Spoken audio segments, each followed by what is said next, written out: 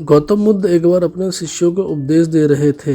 उनके शिष्यों में एक ऐसा शिष्य भी था जो किसी से कोई बात नहीं किया करता था, शांति से बैठ जाया करता था। कुछ शिष्यों ने गौतम बुद्ध से एकांत में रहने वाले शिष्य की शिकायत कर दी। गौतम बुद्ध अपने शिष्यों को अलग अलग घटनाओं की मदद से उपदेश दिया करते थे। उनके शिष्य में से एक शिष्य ऐसा भी था जो ज्यादा नहीं बोलता था, वह सिर्फ अपने काम पर ही ध्यान देता था। काम पूरा होने के बाद वह एकांत में चला जाता और ध्यान में बैठ जाया करता था। कुछ शिष्यों ने गौतम बुद्ध से एकांत में रहने वाले शिष्य की शिकायत की। जब धीरे धीरे उस शिष्य की बुराई ज्यादा होने लगी तो बुद्ध ने सोचा कि उससे बात करनी चाहिए। एक दिन उस शिष्य से बुद्ध ने पूछा, तुम अन्य शिष्यों से ऐसा व्यवहार क्यों करते हो?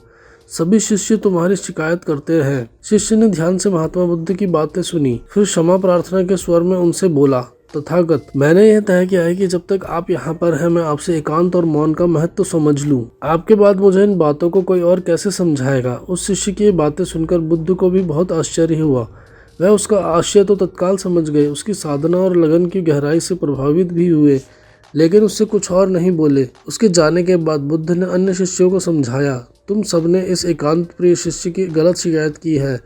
तुम लोगों ने उसे बिना जाने ही उसके बारे में गलत राय बना ली। तुमने देखा कुछ और, समझा कुछ और। हमें किसी भी व्यक्ति के लिए जल्दबाजी में कोई राय नहीं बनानी चाहिए। पहले हमें उस आदमी से मिले, उसकी गतिविधियों को देखें, हो सके तो उससे संवाद करिए, उसकी गतिविधियों के पीछे के भाव को समझें, उसके बाद ही किसी नतीजे पर पहुंचना चाहिए। बुद्ध की बातें सुनकर सभी शिष्यों को अपनी गलती का पश्चाताप हुआ। उन सभी ने एकांत प्रिय शिष्य से माफ़ी भी मांगी।